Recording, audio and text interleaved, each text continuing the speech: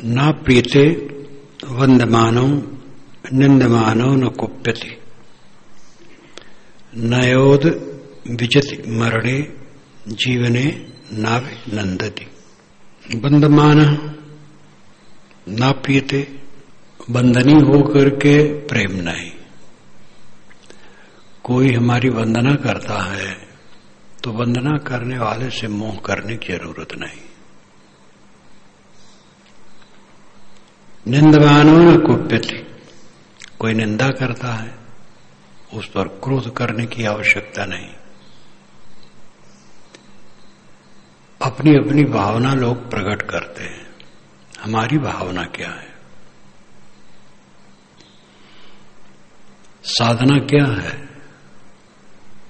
उठते बैठते चलते फिरते सब समय मन को देखो, मन की स्थिति क्या है। किसी ने हमारे लिए कहा क्या है, किसी का दृष्टिकोण हमारे लिए क्या है, इसका कोई मूल्य नहीं है। हमारा मन क्या है। सारा संसार हमें भ्रष्ट समझता रहे, कोई नुकसान नहीं होगा। सारा संसार हमारी वंदना करता रहे कि बड़े कृतार्थ स्वरूप जीवन मुक्त है, और हम स्वयं ऐसा न हो, कोई मतलब नहीं। इसलिए लोग क्या कहते हैं, लोग हमारे लिए धारणा क्या रखते हैं, एक कौड़ी का भी इसका मूल्य नहीं है। जो हमारा मन है वही हमारा मूल्य है। इसलिए अपने मन को देखो, मन की स्थिति क्या है। जो सदैव अपने मन को देखता है वो मन से पार हो जाता है। बहुत सूक्ष्म विषय है, बहुत सरल विषय है। इससे सरल और क्या होगा। मन सदैव हमारे सामने है, बस उसी को देखते रहना है। यही सबसे बड़ी साधना है। एक युवक कल आया, पढ़ैया लिखैया, प्रीतम नगर कॉलोनी का। कहा महाराज साधना कैसे करें, किसका ध्यान करें। मैंने कहा भाई ये तो प्रश्न पुराना है। कस्मै देवा हविषा विधाम, ऋग्वेद में भी आता है। किस देवता की हम उपासना करें।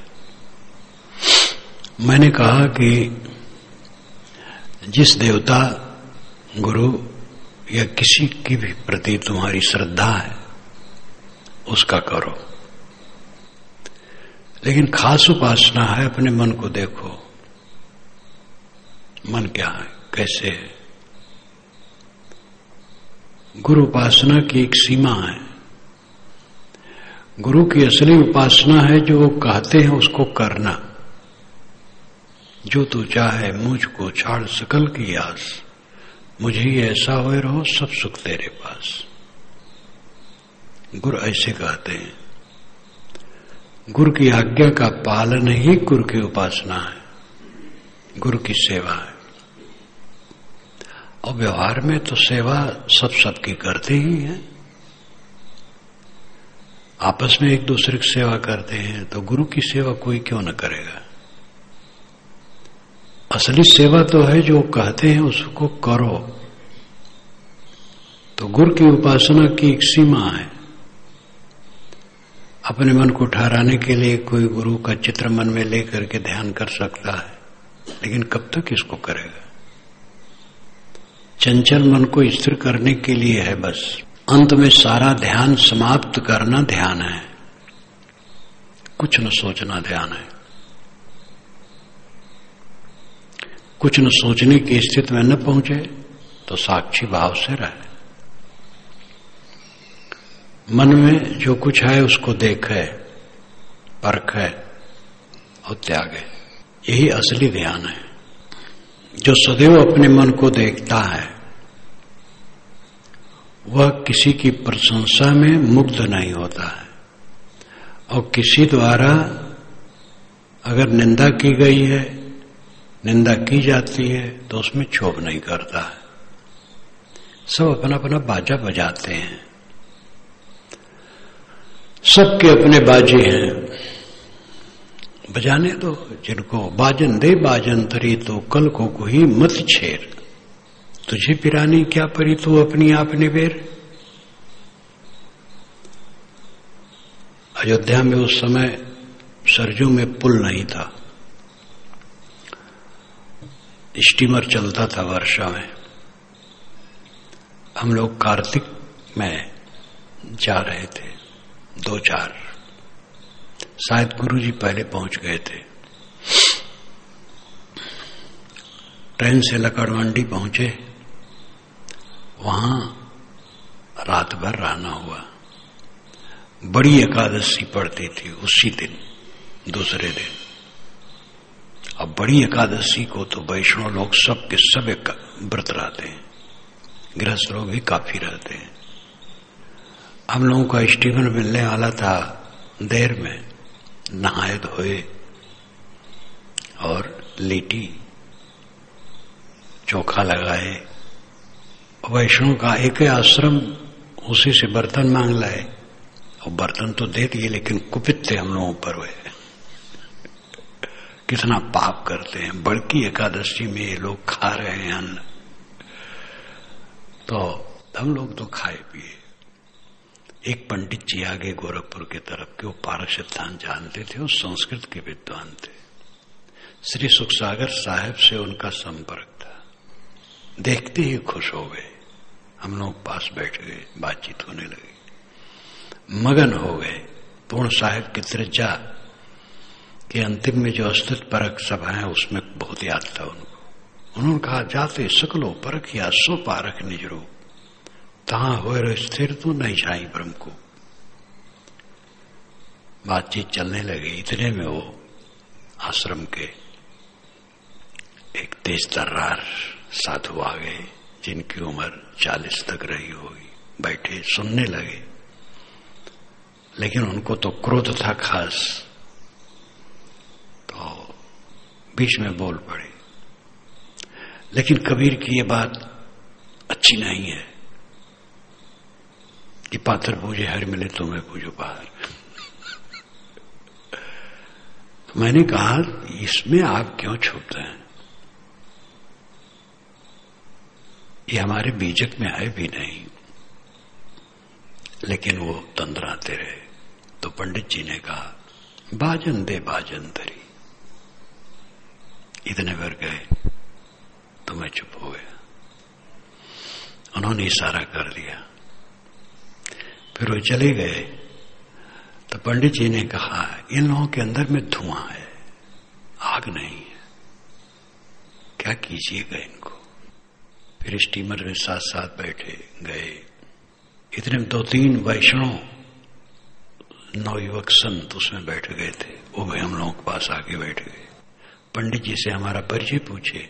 पंडित जी अयोध्या जाते आते थे। पीछे तो मैं देखा था 10 वर्ष के बाद वे वैष्णव साधु हो गए थे, अयोध्या में मिले थे। तो उन्होंने हमारा परिचय पूछा, जो नए साधु थे, तो हम लोगों के लिए वो बड़ी प्रशंसा की। पारक सिद्धांत वो अच्छी तरह से जानते थे, लेकिन अब उनकी निष्ठा थी जिसमें, उसमें गए। कितने ऐसे हैं कि जहां रहता जाते हैं, लेकिन मूल बात पर ध्यान देते हैं। ऐसे ऐसे वैष्णव संत हमें मिले हैं, जब मैं साक्षी भाव की बात बताई तो उन्होंने स्वीकारा। यही असली साधना है। तो लोग क्या कहते हैं हमारे लिए, ये सोचना, ये तो आज अनाद काल से ही तब सोच सोच करके दुख को प्राप्त ही किए हैं। जो पुराना रास्ता है वो कब तक पकड़े रहोगे। राग करना, द्वेष करना, क्रोध करना, भभकना, उलटना पलटना, उलझना, लोलुप रहना, लालची रहना, खाने पीने में लालची, रुपया पैसा में लालची, मान बढ़ाई में लालची, लोग मुझे जाने माने इसके लिए लालची, ये तो सब सदा से रहे ही हो। और यही रास्ते में रहना है तो फिर क्या मतलब होगा। सबसे निरस्त हो जाओ, निष्काम हो जाओ, अस्तुत पाकर के खुश न हो, निंदा पाकर के ना खुश न हो। जो अस्तुत से खुश नहीं होगा वो निंदा पाके ना खुश नहीं होगा। ना प्रीते वंदमानो निंदमानो न कुप्यति। किसी से वंदना पाकर के वह उससे मोह नहीं करता है, और किसी से निंदा पाकर के वह उससे क्रोध नहीं करता है। ना एव उद्विजित मरणे, मरण की याद करके उद्वेगित नहीं है। मरण की स्थिति आ जाए तो उद्वेगित नहीं होगा। मरण आना है सबको, कोई बच नहीं सकता है, कोई बच नहीं सकता है। दूसरे पर क्या उंगली उठाते हो? तुम स्वयं मरण धर्मा हो। सबको उस द्वार पर पहुंचना है। नम्र हो जाओ, अहंकार न करो।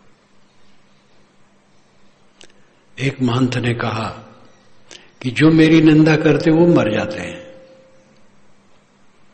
होता ही है, हमारी निंदा करने वाले कितने मर गए, लेकिन मैंने कभी नहीं सोचा कि मेरी निंदा करते थे इसलिए मर गए। मेरा शरीर ही मरा हुआ है, और महंत भी बहुत दिन हो गए मर गए। तो मरना तो सब शरीर को है, सभी शरीर मरते हैं। ये सोचो कि अभी मृत्यु की स्थिति आ जाए तो क्या उद्वेग होगा? और उद्वेग होगा तो स्थिति कहां है? देह में चिपकाहट ही मृत्यु भय उत्पन्न करती है। देह में चिपकाहट नहीं है, मृत्यु होने में कोई चक्कर नहीं है, कोई दुख नहीं है। ना योद विजित मरणे, मरण की स्थिति आने पर कोई उद्वेग नहीं है। जीवन है नाभिनंदति, जीवन के लिए कोई अभिनंदन नहीं है। शरीर अभी तो कुछ दिन रहे, कोई आवश्यकता नहीं। संसार का कुछ और काम कर दूं, संसार को कोई आवश्यकता तुम्हारी नहीं। तुम भ्रम में हो। तुम नहीं रहोगे तो संसार डूब जाएगा। संसार अनादि काल से चलता है। ये तृष्णा कि मैं सबको जगा दूंगा, मैं जब तक रहूंगा ठीक रहेगा, नहीं बिगड़ जाएगा, ये महाव्यामोह है। विवेकवान ये बिल्कुल भी नहीं सोचता है। इसलिए जीने की कोई आवश्यकता नहीं है। ऐसी स्थिति मन की आनी चाहिए। न धावत जना किरणम,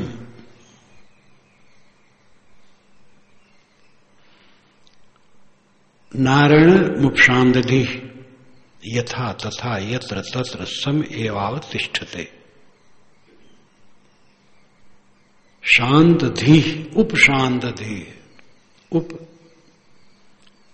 कई जगह लगता है, उपशाम पूरी शांति, उपशांत धी जिसकी बुद्धि पूर्ण शांत है।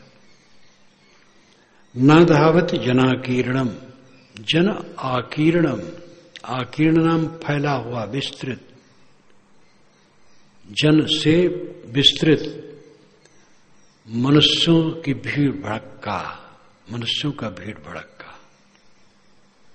न धावत जनाकीर्णम, वह ज्ञानी पुरुष सभा सोसाइटी जन समूह के लिए चेष्टा नहीं करता है कि वहां जाऊं। न अरण्यम उपशांति, न अरण्यम जंगल जाना चाहता कि जंगल में जाऊंगा तो वहां शांति मिल जाएगी। यथा तथा यत्र तत्र, यथा तथा जैसे तैसे, यत्र तत्र जहां कहीं, सम एवावत तिष्ठते, सब जगह शांत होकर के स्थित रहता है। जंगल हो, गांव हो, शहर हो, बस्ती हो, नदी का तट हो, पेड़ हो, मकान हो, जब जहां स्थित आई वहां वह शांत है। भीड़ भड़क्का की अपेक्षा एकांत ठीक है, लेकिन एकांत तो मन का दृष्टा होना है। एकांत में जाकर के कोई मन में उद्वेगित रहे तो एकांत क्या करेगा? एकांत साधारण साधक के लिए ज्यादा खतरा से खाली नहीं है। साधारण साधक को तो संतों के साथ रह करके सेवा भक्ति में लगा रहे, व ध्यान मनन में लगा रहे।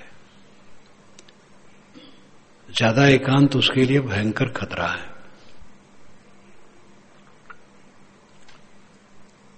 इसलिए बोधवान ये अध्याय 100 श्लोकों का है, सबसे बड़ा अध्याय है और पूरा का पूरा अमृत है।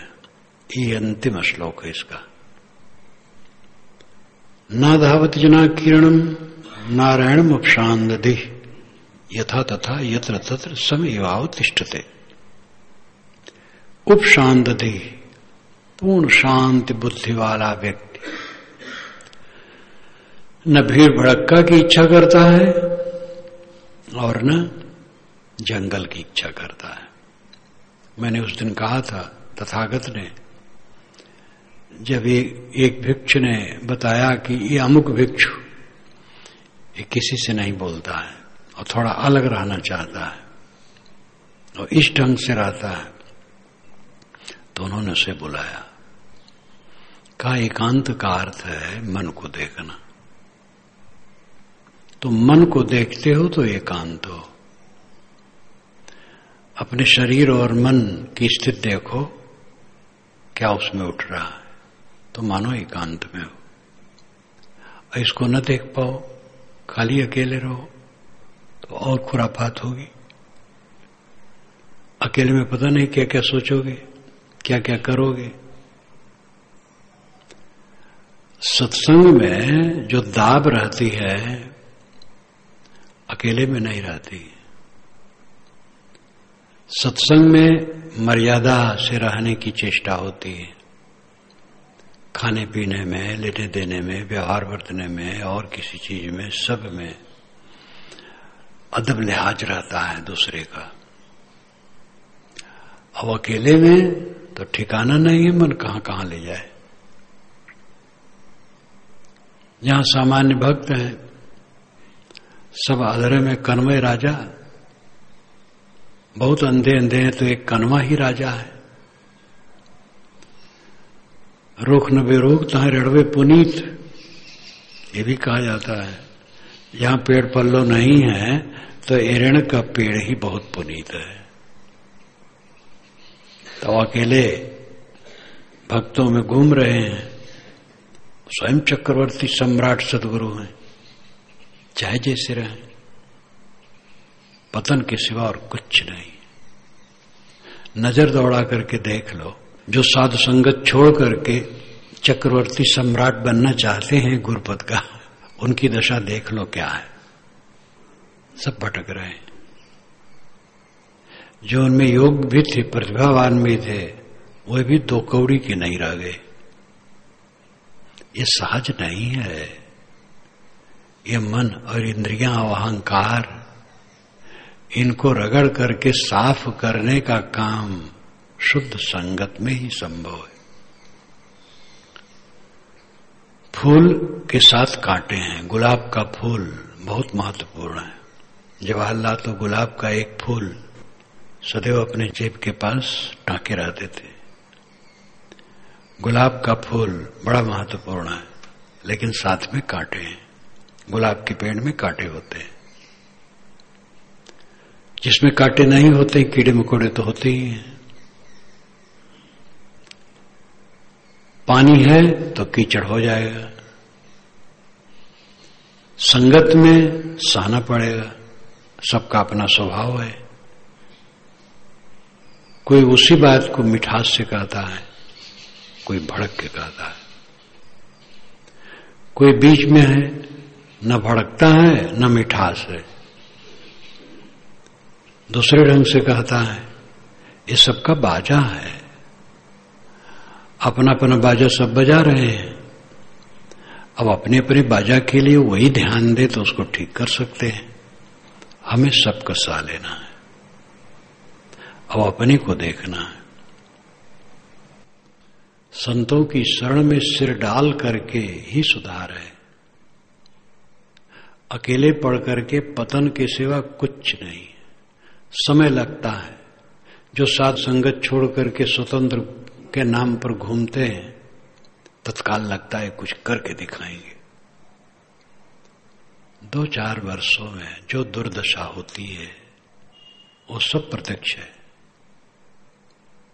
इसलिए जो कल्याण चाहे कभी प्रमाद न करे। बिना सहे छुट्टी नहीं है, जहां रहोगे सहना पड़ेगा। इसलिए शुद्ध संग में जो सहना होता है उसका फल अमृत है। सांप हमारा फनफनाता है, एकदम फनफना करके स्वतंत्र होने की इच्छा करता है, और स्वतंत्र होने की इच्छा ही उनका पतन है। परतंत्रता में स्वतंत्रता है, स्वतंत्रता में परतंत्रता है। जो साथ में सब हैं, जिनके द्वारा हमारा सब कुछ ठीक ठाक चल रहा है, उनका गुस्सा भी थोड़ा सह लें, कभी उनकी ऊंच नीच बात भी सह लें। और ये भाव सबको रखना चाहिए। इसलिए ऋषि कहता है कि वो विवेकवान सभा सोसाइटी की इच्छा नहीं करता है कि सभा में बुलाया जाऊं, सोसाइटी में बुलाया जाऊं, भीड़ भड़क्का मिले, ये सब कुछ इच्छा नहीं करता है। और न जंगल की तरफ ही दौड़ने की इच्छा करता है, जंगल में जाऊंगा तो शांति मिल जाएगी। सम रहता है। कथन बड़ा सुंदर है। श्लोक का जो स्वरूप है बड़ा सुंदर है। न धावत जना किरणम नारायणम उपशांति यथा तथा यत्र तत्र सम एवावतिष्ठते। न तो जन आकीर्ण में दौड़ता है और न जंगल में, यथा तथा जैसे तैसे, यत्र तत्र जहां कहीं भी, सम एव अवतिष्ठते समता ही में रह करके शांत रहता है। सह लिया। यदा क्षमते सर्वम ब्रह्म संपद्यते तदा, ये महाभारत का आधा श्लोक है। यदा क्षमते सर्वम, जब सब का सह लेता, सब कुछ सह लेता है, ब्रह्म संपद्यते तदा, तब वो ब्रह्म हो जाता है। ब्रह्मत्व का संपादन हो जाता है, वो ब्रह्म हो जाता है। सीधा अर्थ है ब्रह्म हो जाता है। ब्रह्म हो जाता है, महान हो जाता है। जब सब कुछ सह लेता है तब उद्वेग उसको नहीं रहता है। उद्वेग रहेगा तो सह नहीं पाएगा। हम लोग साधु हैं, मरने का कफन बांधे हैं, कितना साधु हैं। ये स्वयं अपने अपने देखो, कितना हम सहनशील हैं। सांप कब कब फनफना उठता है, देखो अपने को। शरीर बुढ़ा सकता है जब ये अहंकार बुढ़ा है। जो भक्त हैं, सज्जन हैं, गृहस्थ हैं, वो भी तो साधर्म लगे हैं, भले कपड़ा नहीं बदले, लेकिन वो ये छुट्टी नहीं पाएंगे कि हम क्रोध कर तो चलेगा। दुख उनको भी होगा। इतने दिनों से सत्संग में आते जाते हैं, समझते बूझते हैं, साधु हैं, भगत हैं, सज्जन हैं, सत्संगी हैं, लेकिन सांप अभी मरा नहीं है, फनफना उठता है। सब कुछ निर्विकार भाव से साले शांत, वो ब्रह्म है। इसका मतलब अंदर में सांप अब नहीं है, मर गया। लेकिन मन को मृतक जान के मत कीजिए विश्वास, साधु तहां तक भय करें जब तक पिंजर सांस। कभी निडर नहीं होना, डरते रहो, ये जिंदगी बेकार ना हो जाए। डर करनी डर परम गुरु, डर पारस डर सार। डरत रहे सो उबरे गाफिल खाई मार। मन मर गया है तो भी सावधान रहना, जी न जाए। जब तक जीवन है तब तक बड़ी सावधानी की आवश्यकता है। तो ऋषि इस अध्याय के आखिर में कहता है, न धावत जना किरणम नारायणम उपशांदते यथा तथा यत्र तत्र समय अवतिष्ठते। ज्ञानी पुरुष न तो भीड़ भड़का की इच्छा रखता है, न जंगल की इच्छा रखता है। जब जहां जो स्थित हुई सब समय शांत, सरल, शुद्ध, ये कृतार्थ अवस्था है। तत्व विज्ञान संदंशम आदाय हृदयोदरात नानाविधि परामर्श शल्योद्धार कृतो मया। तत्व विज्ञान संदंशम आदाय हृदय उदरात नानाविध परामर्श शल्य उद्धार कृत मया।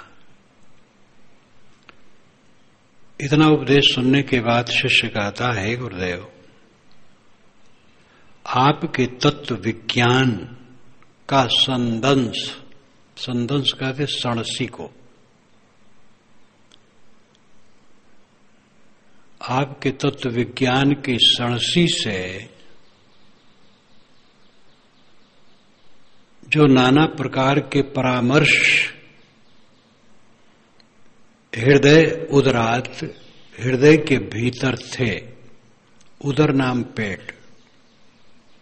एक टीकाकार ने तो ऐसा भी लिख डाला है कि हृदय और पेट के, लेकिन वहां हृदय है, पेट का अर्थ है भीतर, हृदय में, इतने अर्थ होना चाहिए। हृदय उदरात यानी हृदय के भीतर में जो नाना प्रकार के परामर्श थे। परामर्श का असली अर्थ होता है पकड़, जकड़ना। फिर परामर्श का अर्थ विचार विनिमय, निर्णय, ये सब भी होता है। कुछ शब्द ऐसे होते हैं कि जिसके कई अर्थ होते हैं। परामर्श का पहला अर्थ है पकड़, खिंचाव, जकड़बंदी। मन में हमारे नाना प्रकार के राग द्वेष, कलह कल्पना की जकड़बंदी थी। वो शल्य था, बाण, शल्य, चुप जाए जो। तो बाण और ऐसे विकृत चुप जाना, कुछ भी कांटा चुप जाना शल्य होता है। तो नाना प्रकार के जो सांसारिक विकार थे, अंदर में जो उसकी पकड़ थी, जिससे मैं रात दिन व्यथित था, वो कांटे हरदम दर्द करते थे। आपके तत्व विज्ञान रूपी सणसी से उसे निकाल करके मैंने फेंक दिया। नानाविध परामर्श शल्योद्धार कृतो मया, मया मेरे द्वारा वो सब उखाड़ करके फेंक दिए गए। लहजे के अनुसार अर्थ करें तो संस्कृत के अनुसार मेरे द्वारा, मया मेरे द्वारा किए गए। हिंदी के अनुसार करें मैंने उखाड़ के फेंक दिया। सरल अर्थ होना चाहिए। हे गुरुदेव, मेरे हृदय में नाना प्रकार के संकल्प विकल्प के कांटे गाड़े थे। राग द्वेष जितना ज्यादा होगा, संकल्प विकल्प उतने ज्यादा होंगे। अहंकार कामना, ये दोनों रोग जितना ज्यादा होगा, उतने संकल्प विकल्प ज्यादा होंगे। अहंकार कामना से जब चित्त एकदम शून्य हो जाता है, संकल्प विकल्प शांत हो जाते हैं, आंदोलन रह ही नहीं जाता है।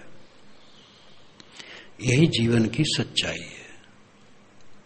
तो मेरे हृदय में परामर्श के, नाना प्रकार के परामर्श के जो शल्य चुभे थे, नाना प्रकार की जो पकड़ मेरे मन में थी, जकड़बंदी थी, उसके बाण थे, आपके तत्व विज्ञान रूपी सणसी से पकड़ करके मैं निकाल करके फेंक दिया। तत्व विज्ञान का अर्थ है अंतिमी सत्यता का बोध। तत्व कहते हैं अंतिमी सत्यता, जड़ तत्व, चेतन तत्व। एक पारखी संत ने मुझे बड़ी दया करके कहा, मैं ध्यान में बैठा था, मुजापुर की बात है, और वो आए संत बुजुर्ग, मेरे लिए खोज किए कि कहाँ है। तो मेरे संतों ने बताया ध्यान में बैठे, कहीं मैं बात करना चाहता। तो मैं उठा गया, बड़ी कृपा से उन्होंने कहा आप तत्व न कहिए, आत्मा न कहिए, तत्व न कहिए। तो मैंने कहा जो चाहो निज तत्व को, ये क्या अर्थ है? तो कुछ उत्तर नहीं। तो ऐसे ऐसे संस्कार थे कि शब्दों की दरिद्रता रखी गई थी, और उसमें उनको डर था कि हम लोग इसी में बह न जाए। तो उन्होंने सिद्धांत को जो पूर्वजों ने सुरक्षित रखा वो उनकी कृपा है। लेकिन शब्दों से कतराने से काम नहीं चलेगा। आत्मा व्यापक है, इसलिए आत्मा नहीं कहना चाहिए। तो जीव परिच्छिन्न है उनके ख्याल से, वेदांतियों के ख्याल से, तो जीव भी नहीं कहना चाहिए। तो चेतन व्यापक है उनका, वेदांतियों का, तो चेतन भी नहीं कहना चाहिए। तो कहां तक भागोगे? शब्दों को लो, कबीर साहब ने ही किया, शब्दों को लिया और उनकी परिभाषा विवेक के अनुसार करो। तो तत्व साहब ने खुद कहा जो चाहो निज तत्व को, निज तत्व नाम अपनी सत्यता, तत्व विज्ञान संदंसम आदाय, तत्व विज्ञान की सणसी लेकर के, यानी अंतिमी सत्यता का बोध लेकर के। अंतिमी सत्यता क्या है? कुछ मेरा नहीं है, देखते देखते सब शून्य हो जाने वाला है। कल एक ब्रह्मचारी ने कहा कि प्रीतम नगर गया था, पुराने कागज देखा, उसमें चित्र देखा, तो चित्र जो संतों का है उनमें कोई कोई बचे, सब मर गए। हमके ऐसे थोड़े दिन में हो जाता है। का कोई गर्व करा है? यहां किसका किससे संबंध है? सारा संबंध क्षणिक है, सारी निर्मित वस्तुएं क्षणिक है, मन की भावनाएं क्षणिक हैं।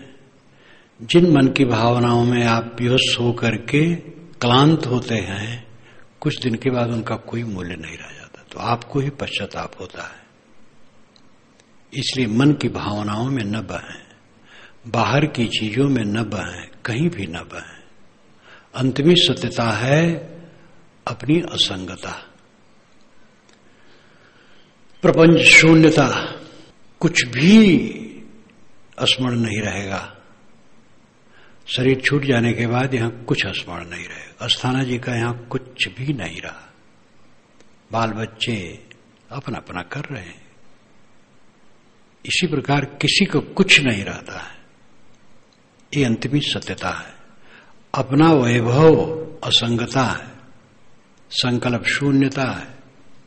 समाधि का अभ्यास क्यों कराया जाता है? कि अपनी सत्यता में जाओ।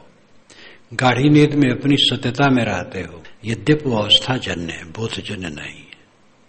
जागृत अवस्था में इस बोध भाव में रहो कि मेरा कुछ नहीं है, कोई नहीं है। इसलिए सारा संबंध जिसमें गर्माहट होती है उसमें हम चले जाते हैं। संबंध में गर्माहट आई तो समझ लो यही अध्यास है। कोई प्रिय है, सत्कार कर रहा है, मन में गर्माहट न हो। कोई अप्रिय है, कटु कहा, मन में खिन्नता न हो। निर्लेप स्थित ये अपनाओ। तत्व विज्ञान की सणसी से मैंने अपने हृदय में गड़े हुए अध्यास के कांटों को, राग द्वेष के कांटों को निकाल करके फेंक दिया।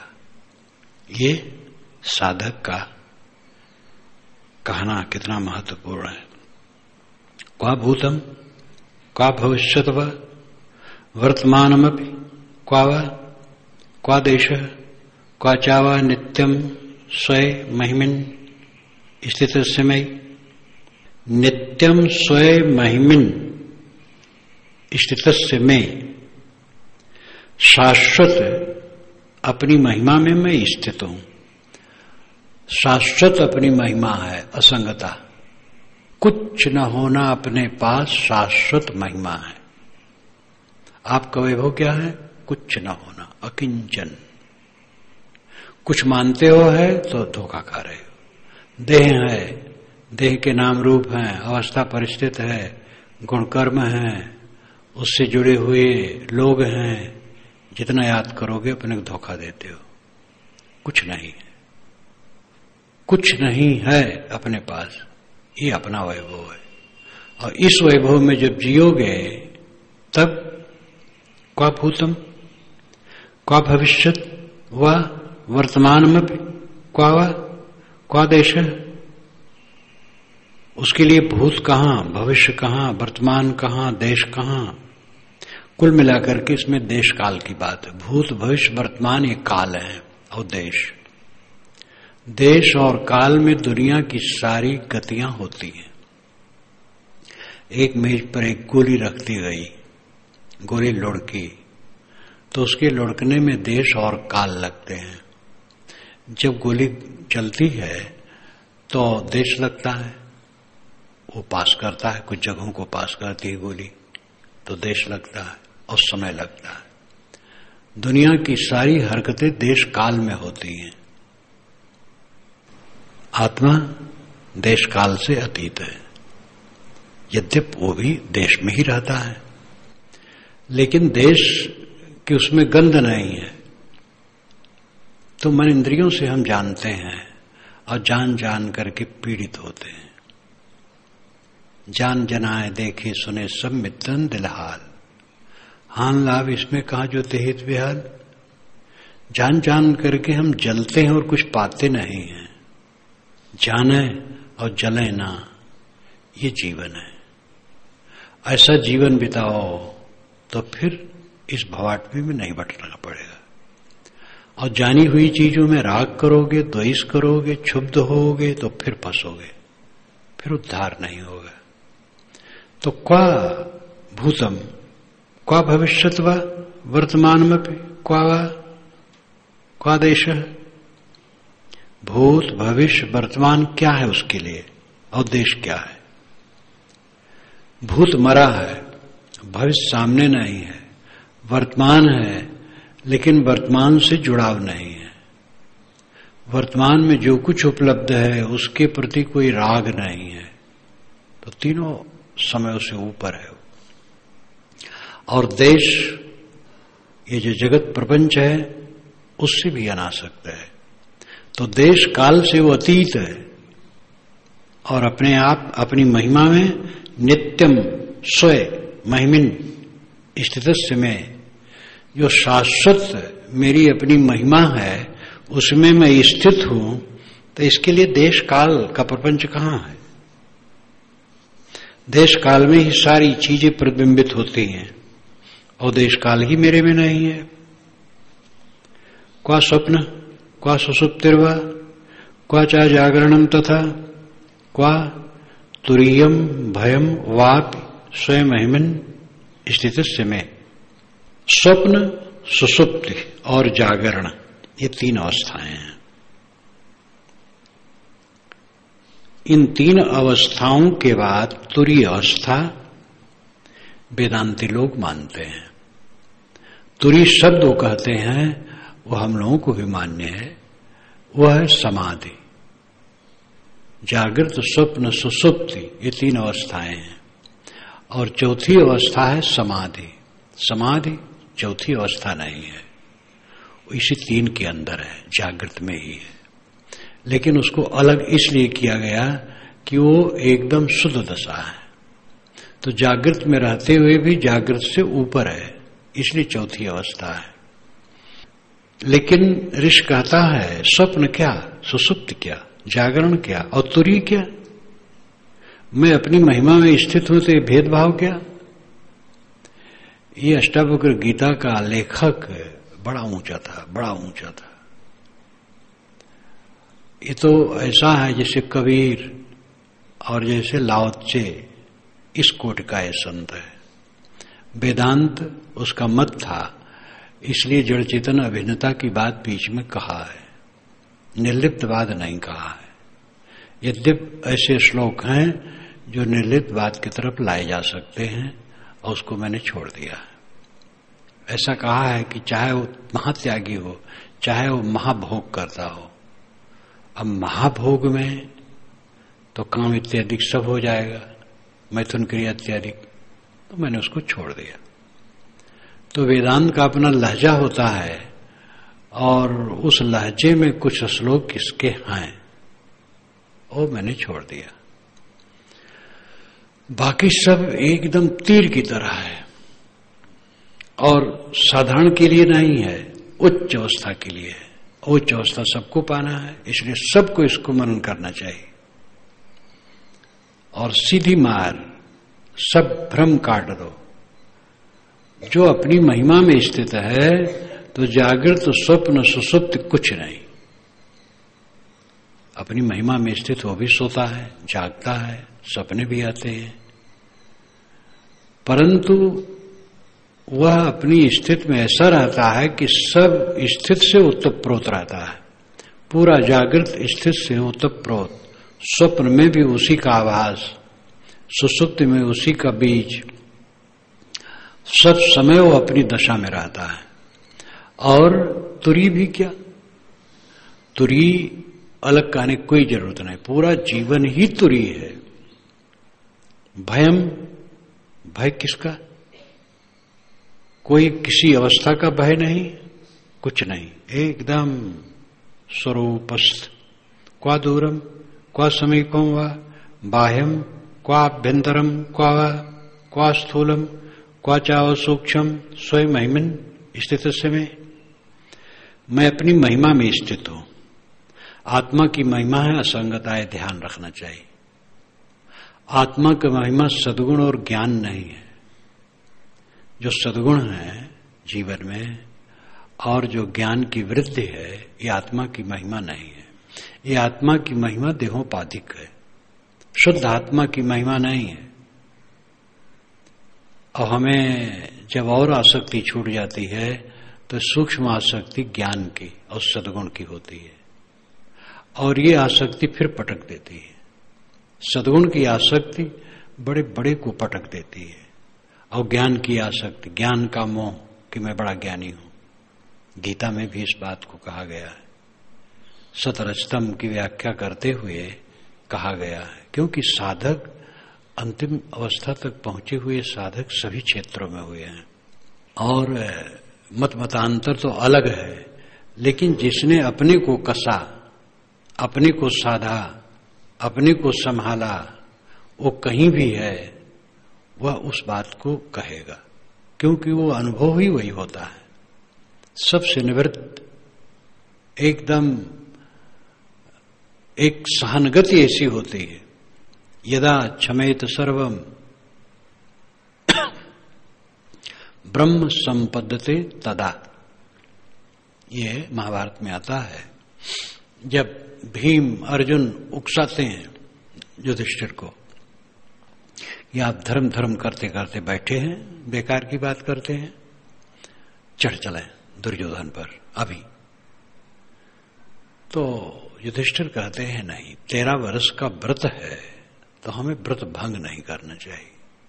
भीम कहते हैं राजा के लिए 13 दिन 13 वर्ष हो गए, हो जाता है, और 13 महीने हो गए, ये सब छोड़ो।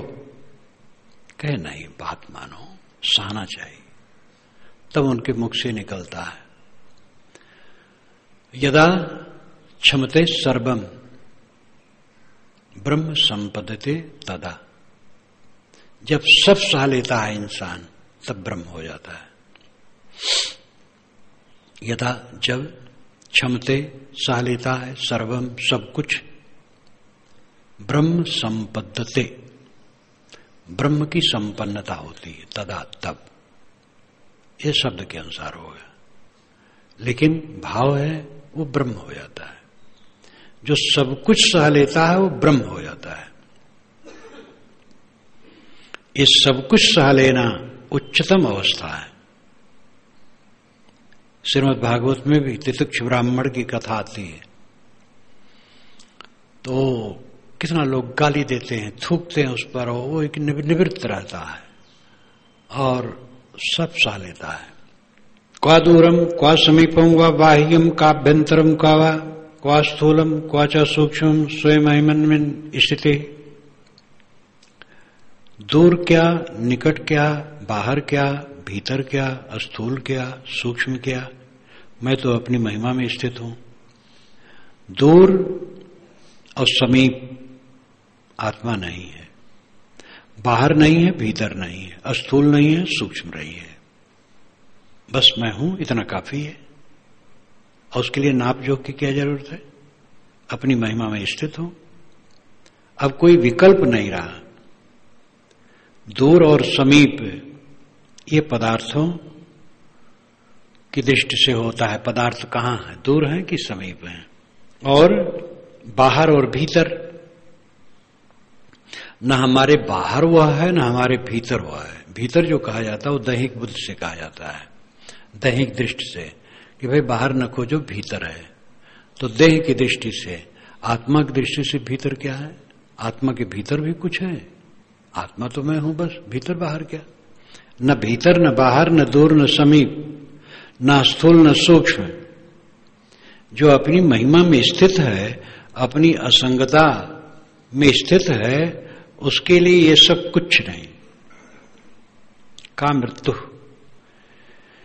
जीवितम वा क्वा लोक क्वा लौकिकम क्वा लय क्वा समाधिर्व स्वयं अहिमिन स्थित में क्वा मृत्यु जीवितम वा क्वा। मृत्यु आ जाए तो नुकसान क्या और जीवन में फायदा क्या? देह जब तक है तब तक इस संताप में संसार को ही तो देखना है। संसार संतापमय। हाँ, जब अपना मन संतुष्ट हो गया तब संताप नहीं लगता है, लेकिन भूल जाओगे फिर संताप में पड़ जाओगे। राग द्वेष ये तो भयंकर राक्षस हैं। राग द्वेष दो राक्षस मिली हैं, तिनकी करनी अगम प्रवाह, जगत में रह के करी हो का। तो जीव जलता रहता है राग द्वेष की आग में। जो अपनी महिमा में स्थित है, अपनी असंगता में स्थित है, अपने अकेलेपन के बोध में स्थित है, उसके लिए मृत्यु और जीवन दोनों बराबर हैं।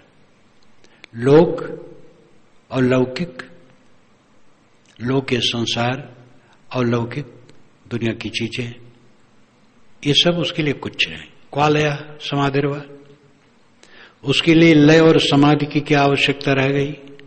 जब अखंड समाधि है, निरंतर समाधि है, तो लय और समाधि का कुछ बाकी नहीं है। स्वयं महिमिन स्थित में, अपनी महिमा में जो मेरी स्थित है, इस दशा में जीना मरना बराबर है। लोक और लौकिक कुछ नहीं, लय और समाधि कुछ करना नहीं, सब समय समाधि है। अलम त्रिवर्ग कथया, योग से कथया पे अलम। अलम विज्ञान कथया विश्रांतस्य ममात्मनि, विश्रांतस्य ममात्मनि, मेरे अपने आत्मा में जो निरंतर विश्राम है, इस अवस्था में पहुंच करके अलम त्रिवर्ग कथया, त्रिवर्ग का कथम अलम, अलम पूरा, बस। अलम का मतलब पूरा, बस हो गया, अब और कुछ नहीं। त्रिवर्ग धर्म काम मोक्ष में, मोक्ष को छोड़ करके त्रिवर्ग कहा जाता है। अर्थ धर्म काम। महाभारत में त्रिवर्ग बारंबार आता है। त्रिवर्ग अर्थ धर्म काम। अर्थ की जरूरत है, धर्म की जरूरत है, काम की जरूरत है। अर्थ चीज चाहिए, धन चाहिए और धर्म चाहिए। सहानुभूति नहीं होगी तो धर्म फिर धन न अनर्थ करेगा। गलत तरीके से उसका उपयोग करोगे, खान पान आचार व्यवहार भ्रष्ट करोगे, उन्माद बढ़ेगा। इसलिए धर्म चाहिए। धर्म है सहानुभूति। सहनशील रहोगे, सेवापरायण रहोगे तो तुम्हारा अर्थ काम करेगा। और काम तीसरा है, काम कामना प्रयोजन। संसार में प्रयोजन है, भोजन की जरूरत है, कपड़े की जरूरत है, आवास की जरूरत है, ये सब प्रयोजन है। तो ये प्रयोजनों में तुम्हें अर्थ लगाना होगा। तो अर्थ धर्म काम ये त्रिवर्ग है, मोक्ष से परे है। तो अलम त्रिवर्ग कथया, जिस अवस्था में पहुंचा हूं आत्मविश्राम में, अब ये तीनों के कथन की जरूरत नहीं रह गई। योगस्य कथयम कथया अपि अलम, योग के लिए भी कथन अब समाप्त हो गया। योग का फल वियोग है, ये अद्भुत बात है। योग जोड़ने को कहते हैं, लेकिन आध्यात्मिक क्षेत्र में योग का अर्थ है वियोग कर देना, प्रकृति से वियुक्त हो जाना, अपने असंग स्थिति में हो जाना, ये योग है। तो ये अवस्था आ गई तो अब योग का कथन अब बाकी क्या रहा? अलम विज्ञान कथया, विज्ञान का कथन भी अलम, बस पूरा हो गया। विज्ञान का मतलब यहां आत्मज्ञान। अब आत्मज्ञान कहना नहीं रहा, आत्मज्ञान में स्थित है। विश्रांतस्य ममात्मनि, मेरा अपने आत्मा में विश्राम हो गया।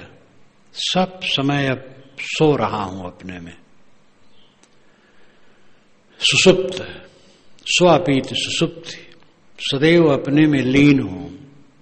अब मेरे लिए ये सब कथना सब समाप्त हो गया। अलम अलम अलम, बारंबार इसका था अलम, पूरा हो गया, बस समाप्त, आगे कुछ नहीं। अपने आत्मा में पूर्ण विश्राम, यही जीवन का फल है।